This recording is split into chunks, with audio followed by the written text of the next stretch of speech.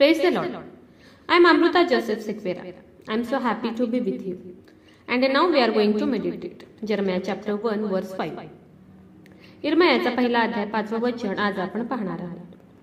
मी तुला गर्भाशयात घडले, त्यापूर्वी तू मला ठाऊक होतास. तू उदरातून निघण्यापूर्वी मी तुला पवित्र केले. Hallelujah. Really what a great promise of Lord. खरंच खूप सुंदर, खूप गोड, खूप सुंदर, अति सुंदर असं देवाचं हे वचन आहे. खरं देवाचं वचनात खूप शांती आहे, समाधान आहे. देवाचं वचन हे आनंद देणार आहे. खरं देवाच्या वचनामध्ये खूप शांती आहे, समाधान आहे, आनंद आहे. दावीद राजा काय म्हणतो ते पहा. जशी लूट मिळाल्यावर आनंद होतो, तसा मला तुझ्या वचनाबद्दल आनंद होतो. बघा, दावीद राजाला देवाच्या वचनात किती आनंद वाटतो हे इथे आपल्याला कळतं. खरं देवाची योजना, त्याचे प्लॅन्स हे वेगळेच असतात. दावीद हा मेंढपाळ होता. सर्व भावांमध्ये लहान होता, सुकुमार होता. जेव्हा शमूएल दाविदाच्या घरी गेला, तेव्हा दाविदाच्या वडिलांनी शमूएलच्या सांगण्यावरून त्याच्या सर्व मुलांना शमूएलासमोर उभा केला. पण शमूएल काय म्हणाला? नाही, हा नाही, हा नाही, हा पण नाही. यांना देवाने अभिषेक करण्यासाठी निवडलं नाही. आणखी कोण तुमचा मुलगा आहे का? दाविदाचा वडील त्याला म्हणाला की हो, माझा एक लहान मुलगा आहे, तो मेंढरे घेऊन गेला आहे. जेव्हा दावीद शमूएलासमोर उभा राहिला, तेव्हा शमूएल म्हणाला, हाच तो आहे ज्याला अभिषेक करण्यासाठी देवाने मला इथं पाठवलं आहे. दावीद लहान होता, मेंढरे चारणारा होता, सुकुमार होता. पण वचन काय सांगते की तू गर्भाशयात घडला, त्यापूर्वीच तुला मी पवित्र केला आहे, तुला मी निवडला आहे. आणि पुढे आपण पाहतो की कशा प्रकारे त्या छोट्या दाविदाने त्या भल्या मोठ्या गल्यातला मारला, कशा प्रकारे त्याने त्याचा वध केला. देवाची योजना दाविदासाठी वेगळीच होती. देवाला दाविदाला राजा बनवायचं होतं खरं, पण देवाने डायरेक्ट दाविदाच्या डोक्यावर मुकुट ठेवून दाविदाला राजा नाही बनवलं, तर त्याच्या समोर गल्यासारखं मोठं संकट उभा केलं. गल्यात हा भला मोठा बलिष्ठ होता. सर्व लोक त्याला घाबरत होते. देवाला दाविदाला राजा बनवायचं होतं, म्हणून गल्यातला म्हणजे संकटाला त्याच्यासमोर उभा केलं, अडचणीला दाविदासमोर उभा केलं, प्रॉब्लेम्स दाविदासमोर आले, त्याला परीक्षा द्याव्या लागल्या. तेव्हा कुठं देवाने दाविदाला राजा बनवलं. डोक्यावर एक मुकुट घालून देवाने दाविदाला राजा नाही बनवलं, तर त्याला गल्यात समोर उभा करून, संकटासमोर उभा करून देवाने दाविदाला राजा बनवलं. एक्झॅक्टली सेम टू सेम अशीच योजना देवाची तुमच्यासाठी सुद्धा आहे. तुम्हाला काहीतरी स्पेशल द्यायचं असेल, तुम्हाला काहीतरी स्पेशल बनवायचं असेल, म्हणून तुम्ही सुद्धा आज गल्यासारख्या मोठमोठ्या संकटांना तोंड देत असाल. अडचणी असतील, प्रॉब्लेम्स असतील, टेन्शन असतील. तुम्ही देवाला म्हणत असाल की देवा, रोज माझ्यावर संकट आहे, रोज मी संकटातून जात आहे, रोज एक नवीन प्रॉब्लेम माझ्यासमोर उभा राहत आहे, रोज एका गोष्टीला मी फेस करत आहे.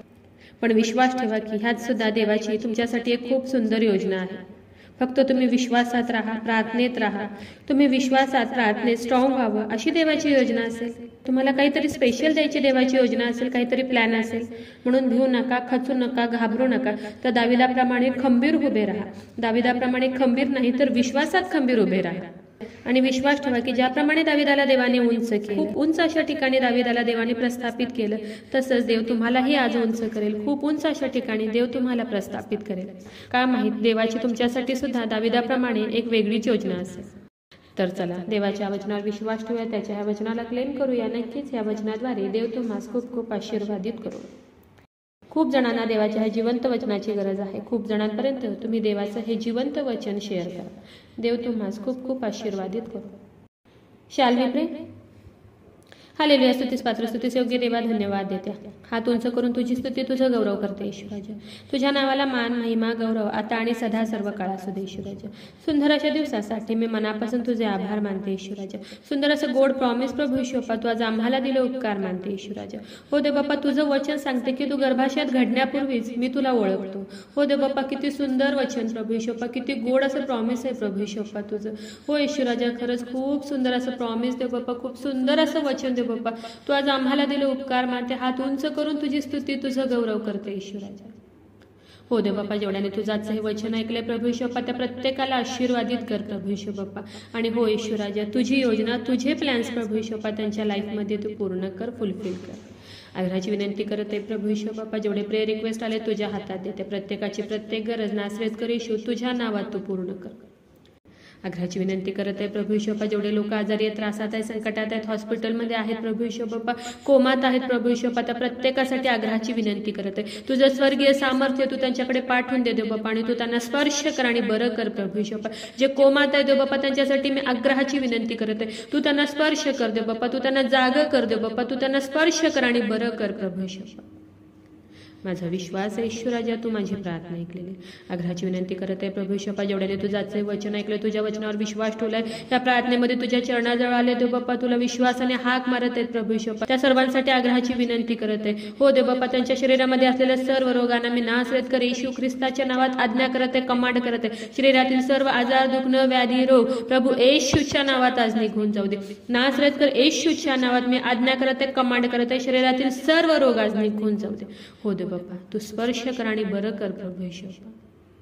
माझा विश्वास आहे ईश्वराजा, तू माझी प्रार्थना ऐकलेली आहे.